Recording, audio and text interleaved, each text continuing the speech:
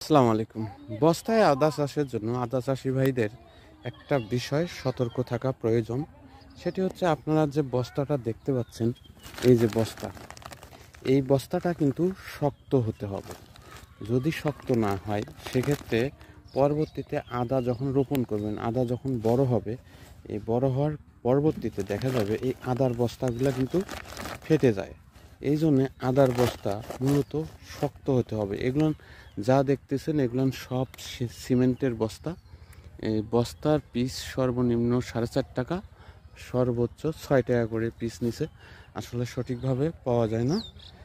আরও একটা বিষয়, সেটি হচ্ছে যখন গাছ বড় হবে, বড় হওয়ার পরবর্তীতে যখন পানি দিবেন বা আদার কাণ্ড বাড়তে থাকবে, তখন কিন্তু কী হবে, এই বস্তাগুলো অনেক সময় ছিঁড়ে যায়।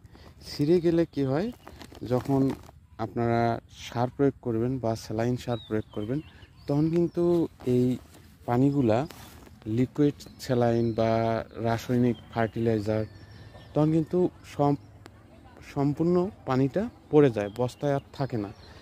তখন আর নিউট্রিশনটা সঠিকভাবে না পাওয়ার কারণে আদার কাণ্ডগুলো অনেক সময় ছোট হয় বা সহজে বৃদ্ধি হয় না, কেননা বস্তা ফেটে যাওয়ার কারণে অনেক সময় এই ঘাটতিটা হয়। এই জন্য যখন আপনারা বস্তায় আদা চাষ করবেন, তখন অবশ্যই এই ধরনের বস্তাগুলা, যেহেতু অনেক টাকা খরচ করবেন, সেক্ষেত্রে আপনাকে বস্তাগুলো কি করতে হবে, ভালো মানের নিতে হবে। তাহলে কি হবে, এই সমস্যাগুলা হবে না।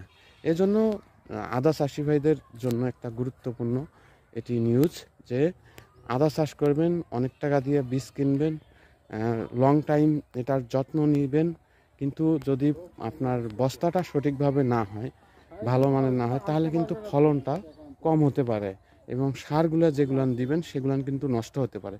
এই জন্য বস্তা অবশ্যই আপনার গুরুত্বপূর্ণ।